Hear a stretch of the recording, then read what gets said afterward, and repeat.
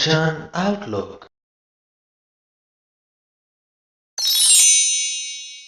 ਪਿਛਲੇ ਅੰਗ ਦੀ ਬਾਣੀ ਦੀ ਸਮਾਪਤੀ ਤੇ ਗੁਰਮੁਖ ਅਤੇ ਮਨਮੁਖ ਦੇ ਫਰਕ ਦੀ ਗੱਲ ਹੋ ਰਹੀ ਸੀ ਕਿ ਗੁਰਮੁਖ ਜੋ ਹੈ ਮਨਮੁਖ ਤੋਂ ਪਾਸੇ ਰਹਿੰਦਾ ਹੈ, ਮਨਮੁਖ ਦਾ ਸਾਥ ਛੱਡ ਕੇ ਗੁਰੂ ਦਾ ਸਾਥ ਕਰਦਾ ਹੈ। ਉੱਥੋਂ ਹੀ ਅੱਗੇ ਗੁਰੂ ਜੀ ਚੱਲਦੇ ਹਨ।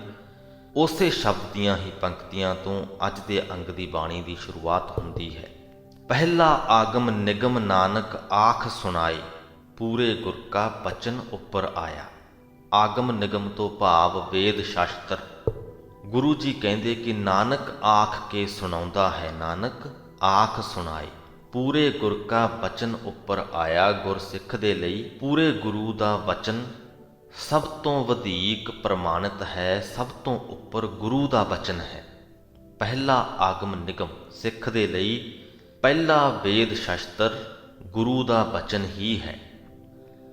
ਗੁਰ ਸਿੱਖਾਂ ਵਡਿਆਈ ਭਾਵੈ ਗੁਰਪੂਰੇ ਕੀ, ਮਨਮੁਖਾਂ ਉਹ ਵੇਲਾ ਹੱਥ ਨਾ ਆਇਆ। ਗੁਰ ਸਿੱਖਾਂ ਨੂੰ ਪੂਰੇ ਗੁਰੂ ਦੀ ਵਡਿਆਈ ਭਾਉਂਦੀ ਹੈ, ਚੰਗੀ ਲੱਗਦੀ ਹੈ, ਪਰ ਮਨਮੁਖਾਂ ਨੂੰ ਗੁਰੂ ਦੀ ਵਡਿਆਈ ਸਮਝਣ ਦਾ, ਵਡਿਆਈ ਕਰਨ ਦਾ ਸਮਾਂ ਹੱਥ ਨਹੀਂ ਲੱਗਦਾ, ਹੱਥ ਨਹੀਂ ਆਉਂਦਾ। ਉਹ ਆਪਣੀ ਮਨਮੁਖਤਾ ਦੇ ਵਿੱਚ ਹੀ ਰੁੱਝੇ ਰਹਿੰਦੇ ਹਨ। ਪੌੜੀ। ਸੱਚ ਸੱਚਾ ਸਭ ਤੋਂ ਵੱਡਾ ਹੈ, ਸੋ ਲਏ ਜਿਸ ਸਤਿਗੁਰ ਟਿੱਕੇ।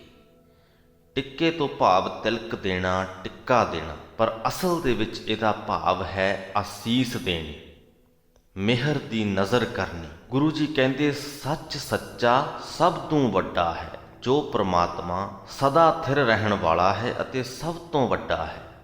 ਸੋ ਲਏ ਜਿਸ ਸਤਿਗੁਰ ਟਿੱਕੇ, ਉਸ ਮਨੁੱਖ ਨੂੰ ਮਿਲਦਾ ਹੈ ਜਿਸ ਨੂੰ ਸਤਿਗੁਰੂ ਤਿਲਕ ਦੇਵੇ।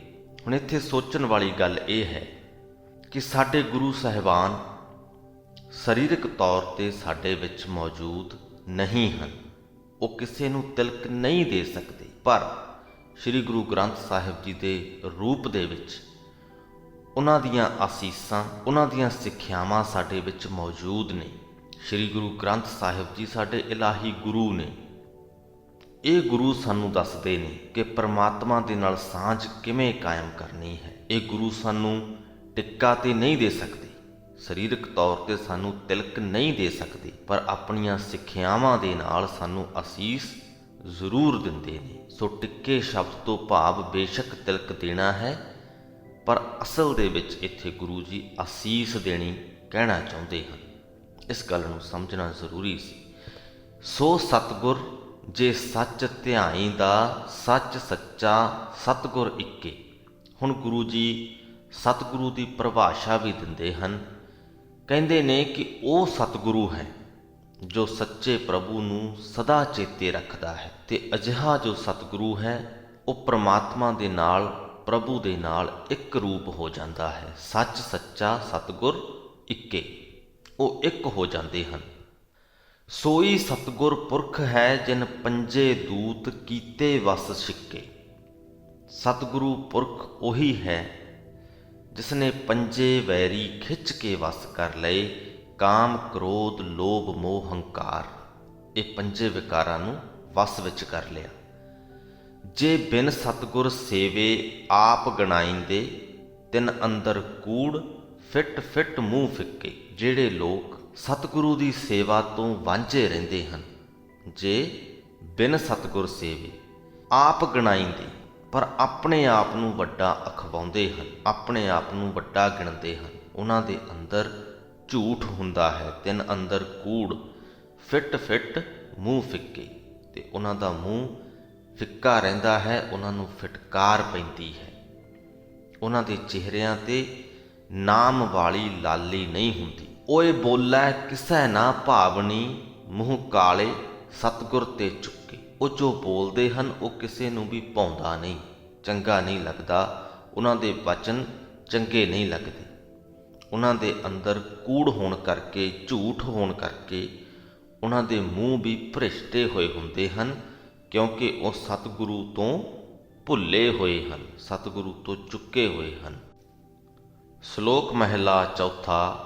ਹਰ ਪ੍ਰਭ ਕਾ ਸਭ ਖੇਤ ਹੈ, ਹਰ ਆਪ ਕਿਰਸਾਣੀ ਲਾਇਆ। ਗੁਰਮੁਖ ਬਖਸ਼ ਜਮਾਈਨ, ਮਨਮੁਖੀ ਮੂਲ ਗਵਾਇਆ। ਇਹ ਸਾਰਾ ਸੰਸਾਰ ਹੀ ਪ੍ਰਭੂ ਦੀ ਪੈਲੀ ਹੈ, ਪ੍ਰਭੂ ਦਾ ਖੇਤ ਹੈ। ਅਸੀਂ ਜੀਵ ਉਸ ਪ੍ਰਮਾਤਮਾ ਦੇ ਕਾਮੇ ਹਾਂ। ਉਸ ਪ੍ਰਮਾਤਮਾ ਨੇ ਸਾਨੂੰ ਜੋ ਜੋ ਹੁਕਮ ਦਿੱਤਾ ਹੈ, ਅਸੀਂ ਉਸ ਕਾਰਜ ਦੇ ਵਿੱਚ ਲੱਗੇ ਹੋਏ ਹਾਂ। ਤੇ ਉਹਨਾਂ ਦੇ ਵਿੱਚੋਂ ਇੱਕ ਕਾਰਜ ਨਾਮ ਜਪਣ ਦਾ ਵੀ ਹੈ। ਜਿਨ੍ਹਾਂ ਮਨੁੱਖਾਂ ਨੂੰ ਪ੍ਰਮਾਤਮਾ ਨੇ ਇਸ ਕਾਰਜ ਦੀ ਜ਼ਿੰਮੇਵਾਰੀ ਦਿੱਤੀ ਹੈ, ਉਹ ਮਨੁੱਖ ਨਾਮ ਜਪਣ ਦੀ ਜ਼ਿੰਮੇਵਾਰੀ ਨਿਭਾਉਂਦੇ ਹਨ, ਪ੍ਰਮਾਤਮਾ ਦਾ ਨਾਮ ਜਪਦੇ ਹਨ। ਅਜਿਹੇ ਮਨੁੱਖ ਸਤਿਗੁਰੂ ਦੇ ਸਨਮੁਖ ਰਹਿੰਦੇ ਹਨ, ਗੁਰਮੁਖ ਹੋ ਜਾਂਦੇ ਹਨ। ਬਖਸ਼ ਜਮਾਇਨ ਤੇ ਪ੍ਰਮਾਤਮਾ ਨੇ ਮਿਹਰ ਕਰਕੇ ਉਹਨਾਂ ਦੀ ਖੇਤੀ ਜਮਾ ਦਿੱਤੀ ਹੁੰਦੀ ਹੈ, ਉਗਾ ਦਿੱਤੀ ਹੁੰਦੀ ਹੈ। ਤੇ ਜਿਹੜੇ ਮਨਮੁਖ ਹੁੰਦੇ ਨੇ, ਜਿਨ੍ਹਾਂ ਤੇ ਪ੍ਰਮਾਤਮਾ ਦੀ ਮਿਹਰ ਨਹੀਂ ਹੁੰਦੀ, ਜਿਨ੍ਹਾਂ ਨੂੰ ਪ੍ਰਮਾਤਮਾ ਨੇ ਮਨਮੁਖਤਾ ਬਖਸ਼ੀ ਹੈ, ਮਨਮੁਖੀ ਮੂਲ ਗਵਾਇਆ, ਉਹ ਆਪਣਾ ਮੂਲ ਵੀ ਗਵਾ ਲੈਂਦੇ ਹਨ। ਜਦੋਂ ਇਸ ਦੁਨੀਆ ਤੇ ਆਏ, ਜੋ ਬੁਨਿਆਦੀ ਮਨੋਵਿਰਤੀ ਮਿਲੀ ਸੀ, ਉਹ ਵੀ ਗਵਾ ਲੈਂਦੇ ਹਨ। ਆਪਣਾ ਇਹ ਮਨੁੱਖਾ ਜਨਮ ਵੀ ਫਜ਼ੂਲੀ ਦੇ ਵਿੱਚ ਹੀ ਲੰਘਾ ਲੈਂਦੇ ਹਨ। ਸਭ ਕੋ ਬੀਜੇ ਆਪਣੇ ਭਲੇ ਨੂੰ, ਹਰ ਭਾਵੈ ਸੋ ਖੇਤ ਜਮਾਇਆ। ਉਂਝ ਤੇ ਹਰ ਕੋਈ ਆਪਣੇ ਭਲੇ ਲਈ ਹੀ ਬੀਜਦਾ ਹੈ, ਪਰ ਉਹ ਖੇਤ ਚੰਗਾ ਉਗਦਾ ਹੈ ਜੋ ਪ੍ਰਭੂ ਨੂੰ ਚੰਗਾ ਲੱਗਦਾ ਹੈ। ਭਾਵ ਜੀਵਨ ਦੇ ਵਿੱਚ ਪ੍ਰਮਾਤਮਾ ਨੇ ਸਾਨੂੰ ਸਮਝ ਬਖਸ਼ੀ ਹੈ, ਸਾਨੂੰ ਫੈਸਲੇ ਲੈਣ ਦੀ ਸਮਝ ਬਖਸ਼ੀ ਹੈ। ਉਸ ਸਮਝ ਨੂੰ ਵਰਤ ਕੇ ਅਸੀਂ ਬਹੁਤ ਪ੍ਰਕਾਰ ਦੇ ਫੈਸਲੇ ਲੈਂਦੇ ਹਾਂ। ਸਾਡਾ ਹਰ ਫੈਸਲਾ ਸਾਡੇ ਜੀਵਨ ਖੇਤ ਦੇ ਵਿੱਚ ਬੀਜਿਆ ਜਾਣ ਵਾਲਾ ਬੀਜ ਹੈ। ਉਂਝ ਤੇ ਅਸੀਂ ਹਰ ਫੈਸਲਾ ਆਪਣੇ ਭਲੇ ਲਈ ਹੀ ਕਰਦੇ ਹਾਂ, ਭਾਵ ਕਿ ਹਰ ਉਹ ਬੀਜ ਆਪਣੇ ਭਲੇ ਲਈ ਹੀ ਬੀਜਦੇ ਹਾਂ। ਜੋ ਵੀ ਕਰਨ ਦਾ ਜਾਂ ਨਾ ਕਰਨ ਦਾ ਅਸੀਂ ਫੈਸਲਾ ਕਰਦੇ ਹਾਂ, ਪਿੱਛੇ ਵਿਚਾਰ ਇਹ ਹੁੰਦਾ ਹੈ ਕਿ ਇਹਦੇ ਨਾਲ ਮੇਰਾ ਜੀਵਨ ਸੁਖਾਲਾ ਹੋਏਗਾ। ਪਰ ਸੁਖਾਲਾ ਅਸਲ ਦੇ ਵਿੱਚ ਉਸੇ ਦਾ ਹੀ ਹੁੰਦਾ ਹੈ ਜਿਸ ਤੇ ਪ੍ਰਮਾਤਮਾ ਦੀ ਮਿਹਰ ਹੋਈ, ਜੋ ਪ੍ਰਮਾਤਮਾ ਨੂੰ ਭਾ ਜਾਏ। ਤੇ ਗੁਰਸਿੱਖ ਪ੍ਰਮਾਤਮਾ ਨੂੰ ਭਾਉਂਦੇ ਹਨ। ਗੁਰਸਿੱਖੀ ਹਰ ਅੰਮ੍ਰਿਤ ਬੀਜਿਆ, ਹਰ ਅੰਮ੍ਰਿਤ ਨਾਮ ਫਲ ਅੰਮ੍ਰਿਤ ਪਾਇਆ।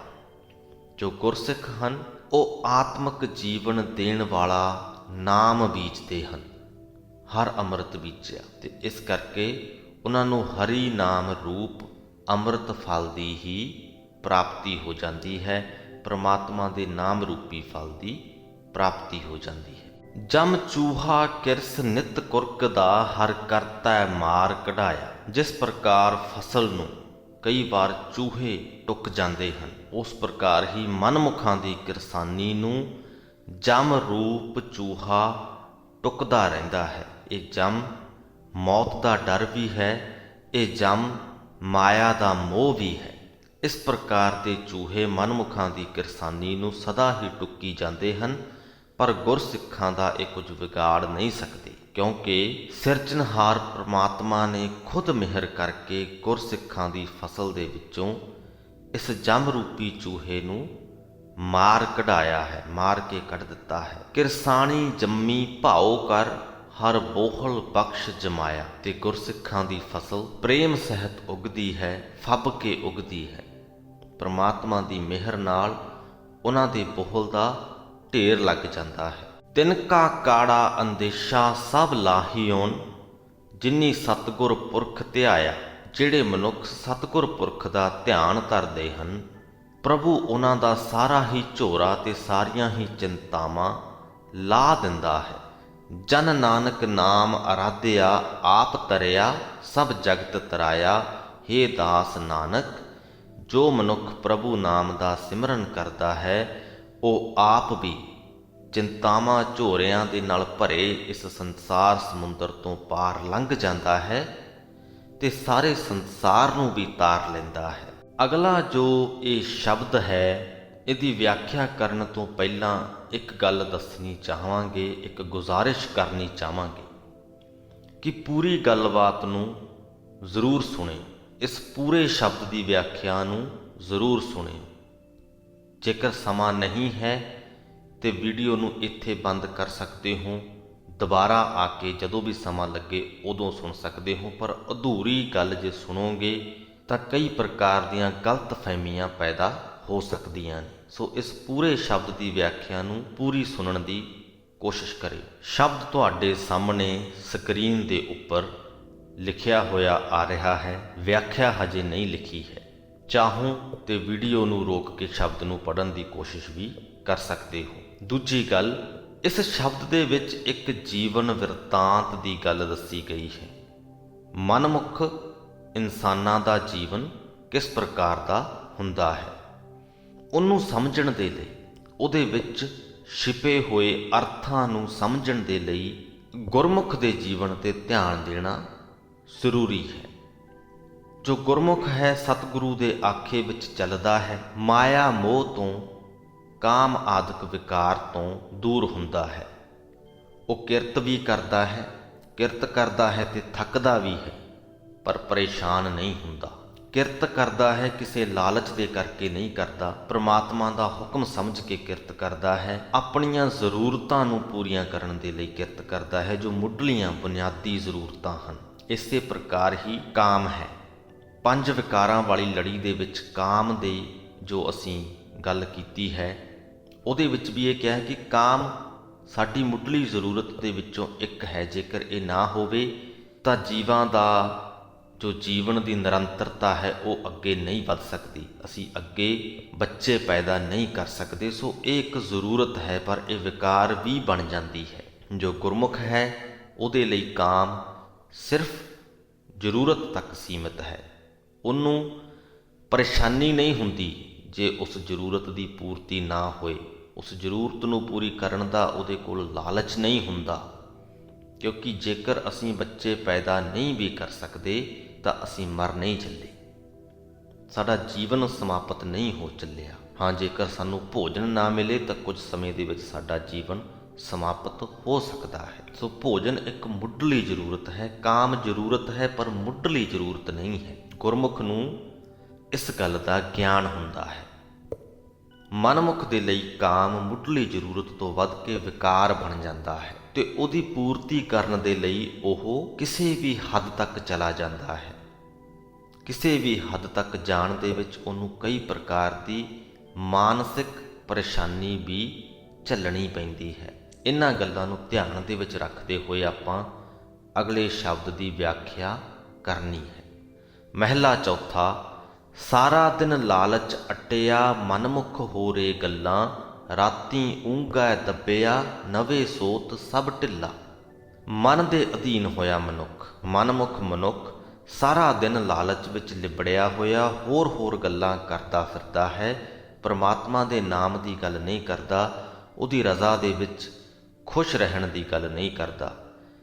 ਤੇ ਜਦ ਰਾਤ ਆ ਜਾਂਦੀ ਹੈ, ਸਾਰੇ ਦਿਨ ਦੀ ਕਿਰਤਕਾਰ ਦਾ ਥੱਕਿਆ ਹੋਇਆ ਹੁੰਦਾ ਹੈ, ਨੀਂਦਰ ਦੇ ਵਿੱਚ ਘੁੱਟਿਆ ਜਾਂਦਾ ਹੈ, 9 ਦੇ 9 ਇੰਦਰੀ ਢਿੱਲੇ ਹੋ ਜਾਂਦੇ ਹਨ। ਇਹ ਥਕਾਵਟ ਸਰੀਰਕ ਹੈ ਪਰ ਮਾਨਸਿਕ ਤੌਰ 'ਤੇ ਵੀ ਪਰੇਸ਼ਾਨ ਕਰਦੀ ਹੈ।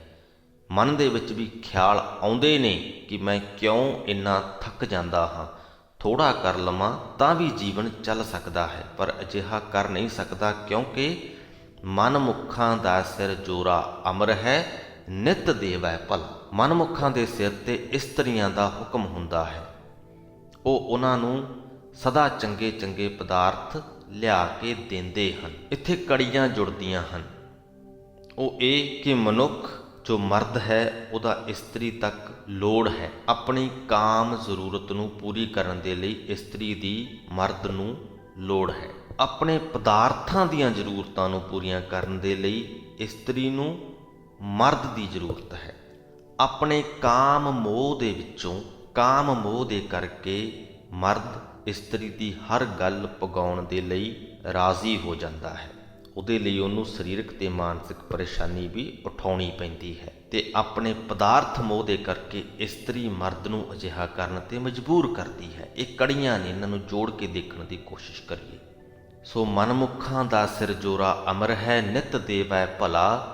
ਜੋਰਾ ਦਾ ਆਖਿਆ ਪੁਰਖ ਕਮਾਵਦੇ, ਸੇ ਅਪਵਿੱਤ ਅਮੇਦ ਖਲਾ। ਜਿਹੜੇ ਮਨੁੱਖ ਇਸਤਰੀਆਂ ਦੇ ਕਹੇ ਵਿੱਚ ਤੁਰਦੇ ਹਨ, ਇਸ ਕਰਕੇ ਇੱਥੇ ਇਹ ਗੱਲ ਦਾ ਧਿਆਨ ਰੱਖਣਾ ਬਹੁਤ ਜ਼ਰੂਰੀ ਹੈ ਕਿ ਸਿਰਫ ਇੱਕ ਗੱਲ ਕਰਕੇ ਕਿ ਉਹਨਾਂ ਦੀ ਕਾਮ ਜ਼ਰੂਰਤ ਪੂਰੀ ਹੋ ਸਕੇ, ਇਸ ਗੱਲ ਦੇ ਕਰਕੇ ਜੇ ਤੁਸੀਂ ਇਸਤਰੀਆਂ ਦੇ ਕਹੇ ਵਿੱਚ ਤੁਰਦੇ ਹੋ ਤਾਂ ਗੁਰੂ ਜੀ ਕਹਿੰਦੇ ਉਹ ਮਨੁੱਖ ਆਮ ਤੌਰ ਤੇ ਮਲੀਨ ਮਤ, ਬੁੱਧਹੀਨ ਤੇ ਮੂਰਖ ਹੁੰਦੇ ਹਨ, ਅਪਵਿੱਤ, ਅਮੇਧ, ਖਲਾ ਹੁੰਦੇ ਹਨ। ਕਾਮ ਵਿਆਪੇ ਕੁਸੁੱਧ ਨਰ ਸੇ ਜੋਰਾ ਪੁੱਛ ਚੱਲਾ, ਕਿਉਂਕਿ ਵਿਸ਼ੇ ਦੇ ਮਾਰੇ ਹੋਏ ਗੰਦੇ ਆਚਰਣ ਵਾਲੇ ਹੁੰਦੇ ਹਨ, ਇਸ ਕਰਕੇ ਇਸਤਰੀਆਂ ਦੇ ਕਹੇ ਵਿੱਚ ਤੁਰਦੇ ਹਨ। ਸੋ ਆਪਣੀ ਇਸਤਰੀ ਦੀ ਗੱਲ ਮੰਨਣੀ ਬੁਰੀ ਗੱਲ ਨਹੀਂ ਹੈ। ਜੇਕਰ ਉਹ ਤੁਹਾਨੂੰ ਕੁਝ ਕਰਨ ਨੂੰ ਕਹਿੰਦੀ ਹੈ, ਤੁਸੀਂ ਉਹ ਕਰਦੇ ਹੋ, ਬੁਰਾ ਨਹੀਂ ਹੈ, ਬਸ਼ਰਤੇ ਕਿ ਉਹਦੇ ਪਿੱਛੇ ਤੁਹਾਡਾ ਕਾਮ ਮੋਹ ਨਾ ਹੋਵੇ। ਜੋ ਉਹ ਕਰਨ ਨੂੰ ਕਹਿ ਰਹੀ ਹੈ ਉਹਦੇ ਪਿੱਛੇ ਵੀ ਉਹਦਾ ਪਦਾਰਥ ਮੋਹ ਨਾ ਹੋਵੇ। ਸਤਿਗੁਰ ਕਾ ਆਖਿਆ ਜੋ ਚੱਲੈ ਸੋ ਸਤਿਪੁਰਖ ਭਲ ਭਲਾ। ਸੱਚਾ ਤੇ ਚੰਗੇ ਤੋਂ ਚੰਗਾ ਮਨੁੱਖ ਉਹ ਹੈ ਜੋ ਸਤਿਗੁਰੂ ਦੇ ਹੁਕਮ ਵਿੱਚ ਚੱਲਦਾ ਹੈ। ਤੇ ਸਤਿਗੁਰੂ ਦਾ ਹੁਕਮ ਸਾਨੂੰ ਇਹ ਦੱਸਦਾ ਹੈ ਕਿ ਕਿਸੇ ਵੀ ਚੀਜ਼ ਦੇ, ਕਿਸੇ ਵੀ ਅਹਿਸਾਸ ਦੇ ਮੋਹ ਵਿੱਚ ਨਹੀਂ ਪੈਣਾ ਤੇ ਮੋਹ ਦੇ ਵਿੱਚ ਪੈ ਕੇ ਕੋਈ ਕਾਰਜ ਨਹੀਂ ਕਰਨਾ। ਜੋ ਵੀ ਕਾਰਜ ਕਰੀਏ ਉਹਦੇ ਪਿੱਛੇ ਮੋਹ ਨਹੀਂ ਹੋਣਾ ਚਾਹੀਦਾ। ਜੋਰਾ ਪੁਰਖ ਸਭ ਆਪ ਉਪਾਇਨ, ਹਰ ਖੇਲ ਸਭ ਖਿਲਾ। ਪਰ ਭਾਵੇਂ ਇਸਤਰੀ ਹੈ ਜਾਂ ਮਰਦ ਹੈ, ਜੇਕਰ ਉਹ ਮਨਮੁਖ ਹਨ ਤਾਂ ਉਹਦੇ ਪਿੱਛੇ ਉਹਨਾਂ ਦਾ ਜ਼ੋਰ ਨਹੀਂ। ਪ੍ਰਮਾਤਮਾ ਨੇ ਹੀ ਇਸਤਰੀ ਬਣਾਈ ਹੈ, ਪ੍ਰਮਾਤਮਾ ਨੇ ਹੀ ਮਰਦ ਪੈਦਾ ਕੀਤੇ ਹਨ, ਪ੍ਰਮਾਤਮਾ ਨੇ ਹੀ ਨਿਰਧਾਰਤ ਕੀਤਾ ਹੈ ਕਿਹੜਿਆਂ ਨੂੰ ਗੁਰਮੁਖ ਬਣਾਉਣਾ ਹੈ ਤੇ ਕਿਹੜਿਆਂ ਨੂੰ ਮਨਮੁਖ ਬਣਾਉਣਾ ਹੈ। ਸਭ ਤੇਰੀ ਬਣਤ ਬਣਾਵਣੀ, ਨਾਨਕ ਭਲ ਭਲਾ। ਹੇ ਨਾਨਕ ਆਖ ਕੇ ਹੇ ਪ੍ਰਭੂ, ਸੰਸਾਰ ਦੀ ਇਹ ਸਾਰੀ ਬਣਤ ਤੇਰੀ ਬਣਾਈ ਹੋਈ ਹੈ, ਜੋ ਕੁਝ ਤੂੰ ਕੀਤਾ ਹੈ ਸਭ ਭਲਾ ਹੈ। ਪੌੜੀ ਤੂੰ ਬੇਪਰਵਾਹ ਅਥਾਹ ਹੈ, ਅਤੁਲ ਕਿਉਂ ਤੁਲੀਐ। ਹੇ ਪ੍ਰਭੂ ਤੈਨੂੰ ਕਿਵੇਂ ਤੋਲੀਏ, ਤੂੰ ਬੇਪਰਵਾਹ ਹੈ, ਅਥਾਹ ਹੈ, ਅਤੋਲ ਹੈ। ਸੇ ਵਡਭਾਗੀ ਜੇ ਤੁਧ ਧਿਆਈ ਦੇ, ਜਿਨ ਸਤਿਗੁਰ ਮਿਲੀਐ। ਉਹ ਮਨੁੱਖ ਭਾਗਾਂ ਵਾਲੇ ਹਨ ਜੋ ਤੇਰਾ ਸਿਮਰਨ ਕਰਦੇ ਹਨ, ਜਿਨ੍ਹਾਂ ਨੂੰ ਸਤਿਗੁਰੂ ਮਿਲ ਜਾਂਦਾ ਹੈ। ਸਤਿਗੁਰ ਕੀ ਬਾਣੀ ਸਤ ਸਰੂਪ ਹੈ, ਗੁਰਬਾਣੀ ਬਣੀਐ। ਸਤਿਗੁਰੂ ਦੀ ਬਾਣੀ ਸੱਚੇ ਪ੍ਰਭੂ ਦਾ ਸਰੂਪ ਹੈ, ਕਿਉਂਕਿ ਇਹ ਨਿਰੋਲ ਸੱਚੇ ਪ੍ਰਭੂ ਦੀ ਸਿਫਤ ਸਲਾਹ ਹੈ। ਸਾਰੀ ਗੁਰਬਾਣੀ ਪ੍ਰਮਾਤਮਾ ਦੀ ਸਿਫਤ ਸਲਾਹ ਹੈ ਤੇ ਸਤਿਗੁਰੂ ਦੀ ਬਾਣੀ ਦੇ ਰਾਹੀਂ ਅਸੀਂ ਵੀ ਸਤ ਸਰੂਪ ਬਣ ਸਕਦੇ ਹਾਂ। ਸਤਿਗੁਰ ਕੀ ਰੀਸੈ ਹੋਰ, ਕੱਚ ਪਿੱਚ ਬੋਲਦੇ ਸੇ ਕੁੜਿਆਰ ਕੂੜੇ ਝੜ ਪੜੀਐ। ਕਈ ਹੋਰ ਮਨੁੱਖ ਕੂੜ ਦੇ ਵਪਾਰੀ ਸਤਿਗੁਰੂ ਦੀ ਰੀਸ ਕਰਕੇ ਕੱਚੀ ਪਿੱਲੀ ਬਾਣੀ ਉਚਾਰਦੇ ਹਨ, ਪਰ ਉਹ ਹਿਰਦੇ ਵਿੱਚ ਕੂੜ ਹੋਣ ਕਰਕੇ ਝੜ ਪੈਂਦੇ ਹਨ, ਸਤਿਗੁਰੂ ਦੀ ਬਰਾਬਰੀ ਨਹੀਂ ਕਰ ਸਕਦੇ। ਉਹਨਾਂ ਅੰਦਰ ਹੋਰ, ਮੁੱਖ ਹੋਰ ਹੈ, ਬਿਖ ਮਾਇਆ ਨੂੰ ਝੱਖ ਮਰਦੇ ਕੜੀਐ। ਉਹਨਾਂ ਦੇ ਹਿਰਦੇ ਵਿੱਚ ਕੁਝ ਹੋਰ ਹੁੰਦਾ ਹੈ, ਮੂੰਹ ਤੇ ਕੁਝ ਹੋਰ ਹੁੰਦਾ ਹੈ। ਪਿਓ ਮਾਇਆ ਨੂੰ ਇਕੱਤਰ ਕਰਨ ਲਈ ਝੁਰਦੇ ਹਨ ਤੇ ਖਪ-ਖਪ ਮਰਦੇ ਹਨ। ਸ਼ਲੋਕ ਮਹਿਲਾ ਚੌਥਾ। ਸਤਿਗੁਰ ਕੀ ਸੇਵਾ ਨਿਰਮਲੀ, ਨਿਰਮਲ ਜਨ ਹੋਏ ਸੋ ਸੇਵਾ ਘਾਲੇ। ਸਤਿਗੁਰੂ ਦੀ ਦੱਸੀ ਸੇਵਾ ਇੱਕ ਪਵਿੱਤਰ ਕੰਮ ਹੈ। ਜੋ ਮਨੁੱਖ ਨਿਰਮਲ ਹੋਵੇ, ਜਿਸ ਦਾ ਹਿਰਦਾ ਮਲੀਨ ਨਾ ਹੋਵੇ, ਉਹ ਹੀ ਇਹ ਔਖੀ ਕਾਰ ਕਰ ਸਕਦਾ ਹੈ। ਜਿਨ ਅੰਦਰ ਕਪਟ ਵਿਕਾਰ ਝੂਠ, ਓਏ ਆਪੇ ਸੱਚੈ ਵਖ ਕੱਢੇ ਜਜਮਾਲੇ। ਜਜਮਾਲੇ ਤੋਂ ਭਾਵ ਜਜਾਮੀ, ਕੋੜੇ। ਜਿਨ੍ਹਾਂ ਦੇ ਅੰਦਰ ਧੋਖਾ, ਵਿਕਾਰ ਤੇ ਝੂਠ ਹੈ, ਸੱਚੇ ਪ੍ਰਭੂ ਨੇ ਆਪ ਹੀ ਉਹਨਾਂ ਕੋੜਿਆਂ ਨੂੰ ਗੁਰੂ ਤੋਂ ਵੱਖਰੇ ਕਰ ਦਿੱਤਾ ਹੈ। ਗੁਰੂ ਦੇ ਪਾਸ ਉਹ ਨਹੀਂ ਲੱਭਦੇ। ਸਚਿਆਰ ਸਿੱਖ ਬਹਿ ਸਤਿਗੁਰ ਪਾਸ, ਘਾਲਣ ਕੁੜਿਆਰ ਨਾ ਲੱਭਣੀ, ਕਿਤੈ ਥਾਏ ਭਾਲੇ। ਜੋ ਸੱਚਾ ਸਿੱਖ ਹੈ, ਸੱਚ ਦੇ ਵਪਾਰੀ ਸਿੱਖ ਹਨ, ਉਹ ਸਤਿਗੁਰੂ ਦੇ ਪਾਸ ਬਹਿ ਕੇ ਘਾਲਦੇ ਹਨ, ਸਤਿਗੁਰੂ ਦੀ ਸੇਵਾ ਕਰਦੇ ਹਨ, ਸਤਿਗੁਰੂ ਦੀਆਂ ਸਿੱਖਿਆਵਾਂ ਤੇ ਆਧਾਰਿਤ ਆਪਣੇ ਜੀਵਨ ਨੂੰ ਬਤੀਤ ਕਰਦੇ ਹਨ। ਪਰ ਸਤਿਗੁਰੂ ਦੇ ਪਾਸ ਕੂੜ ਦੇ ਵਪਾਰੀ ਕਿਤੇ ਲੱਭਿਆਂ ਵੀ ਨਹੀਂ ਲੱਭਦੇ। ਸੋ ਇਸ ਦੇ ਨਾਲ ਹੀ ਸ੍ਰੀ ਗੁਰੂ ਗ੍ਰੰਥ ਸਾਹਿਬ ਜੀ ਦੇ 304 ਅੰਗ ਦੀ ਬਾਣੀ ਦੀ ਵਿਆਖਿਆ ਦੀ ਸਮਾਪਤੀ ਹੁੰਦੀ ਹੈ ਜੀ। ਅੱਜ ਦੀ ਬਾਣੀ ਦੇ ਵਿੱਚੋਂ ਸਾਨੂੰ ਸਤਿਗੁਰੂ ਦੀ ਪਰਿਭਾਸ਼ਾ ਪੜ੍ਹਨ ਨੂੰ ਮਿਲੀ। ਦੂਜੀ ਗੱਲ, ਗੁਰੂ ਜੀ ਨੇ ਇਹ ਸਮਝਾਈ ਕਿ ਸਾਡਾ ਜੀਵਨ ਇੱਕ ਖੇਤ ਵਾਂਗ ਹੈ। ਇੱਥੇ ਜਿਸ ਪ੍ਰਕਾਰ ਦਾ ਬੀਜ ਅਸੀਂ ਬੀਜਾਂਗੇ ਉਸੇ ਪ੍ਰਕਾਰ ਦੀ ਫਸਲ ਸਾਨੂੰ ਵੱਢਣੀ ਪੈਂਦੀ ਹੈ। ਤੀਜੀ ਗੱਲ ਇਹ ਕਿ ਇਹ ਜੋ ਸੰਸਾਰ ਹੈ ਇਹ ਪ੍ਰਮਾਤਮਾ ਦੇ ਲਈ ਵੀ ਇੱਕ ਖੇਤ ਹੈ। ਇਸ ਸੰਸਾਰ ਦੇ ਜੋ ਜੀਵ ਹਨ ਉਸ ਪ੍ਰਮਾਤਮਾ ਦੇ ਕਾਮੇ ਹਨ ਤੇ ਹਰ ਕਾਮੇ ਨੂੰ ਪ੍ਰਮਾਤਮਾ ਨੇ ਵੱਖਰੀ ਵੱਖਰੀ ਜ਼ਿੰਮੇਵਾਰੀ ਸੌਂਪ ਕੇ ਵੱਖਰੇ ਵੱਖਰੇ ਕਾਰਜ ਤੇ ਲਾਇਆ ਹੈ। ਤੀਸਰੀ ਗੱਲ ਮਰਦ ਤੇ ਇਸਤਰੀ ਵਾਲੀ ਜੋ ਆਈ ਉਹਨੂੰ ਆਪਾਂ ਬੜੇ ਵਿਸਥਾਰ ਪੂਰਵਕ ਸਮਝਾਉਣ ਦੀ ਕੋਸ਼ਿਸ਼ ਕੀਤੀ ਹੈ। ਉਮੀਦ ਕਰਦੇ ਹਾਂ ਉਹ ਗੱਲ ਜੋ ਉਹਦੇ ਪਿੱਛੇ ਸਿੱਖਿਆਵਾਂ ਸਨ ਉਹ ਤੁਹਾਡੀ ਸਮਝ ਦੇ ਵਿੱਚ ਜ਼ਰੂਰ ਆਈਆਂ ਹੋਣਗੀਆਂ। ਇੱਕ ਵਾਰ ਫੇਰ ਸਾਰ ਅੰਸ਼ ਦੇ ਤੌਰ ਤੇ ਗੱਲ ਕਰੀਏ ਤਾਂ ਦੋ ਸਿੱਖਿਆਵਾਂ ਉਹਦੇ ਵਿੱਚੋਂ ਨਿਕਲ ਕੇ ਆਉਂਦੀਆਂ ਹਨ। ਦੋ ਵੀ ਕੀ ਇੱਕ ਹੀ ਕਹਿ ਸਕਦੇ ਹਾਂ ਕਿ ਕਿਸੇ ਵੀ ਅਹਿਸਾਸ ਜਾਂ ਵਸਤੂ ਦੇ ਮੋਹ ਵਿੱਚ ਨਹੀਂ ਪੈਣਾ ਚਾਹੀਦਾ, ਭਾਵੇਂ ਉਹ ਦੁਨਿਆਵੀ ਪਦਾਰਥ ਹੋਵੇ ਤੇ ਭਾਵੇਂ ਕਾਮ ਹੋਵੇ। ਇਹਨਾਂ ਦੇ ਮੋਹ ਤੋਂ ਬਚਣਾ ਚਾਹੀਦਾ ਹੈ। ਉਮੀਦ ਕਰਦੇ ਹਾਂ ਇਹ ਸਾਰੀਆਂ ਸਿੱਖਿਆਵਾਂ ਤੁਹਾਨੂੰ ਸਮਝ ਦੇ ਵਿੱਚ ਆ ਗਈਆਂ ਹੋਣਗੀਆਂ ਤੇ ਤੁਸੀਂ ਆਪਣੇ ਜੀਵਨ ਦੇ ਵਿੱਚ ਇਹਨਾਂ ਨੂੰ ਲੈ ਕੇ ਆਉਣ ਦੀ ਪੂਰੀ ਕੋਸ਼ਿਸ਼ ਕਰੋਗੇ। ਪ੍ਰਮਾਤਮਾ ਮਿਹਰ ਕਰੇ ਸਾਡੇ ਸਭਨਾਂ ਤੇ, ਗੁਰਬਾਣੀ ਨੂੰ ਆਪਣੇ ਜੀਵਨ ਦਾ ਅਨਿੱਖੜਵਾਂ ਅੰਗ ਅਸੀਂ ਬਣਾ ਸਕੀਏ। ਇੱਥੇ ਹੀ ਅੱਜ ਦੀ ਵੀਡੀਓ ਦੀ ਸਮਾਪਤੀ ਕਰਦੇ ਹਾਂ ਜੀ।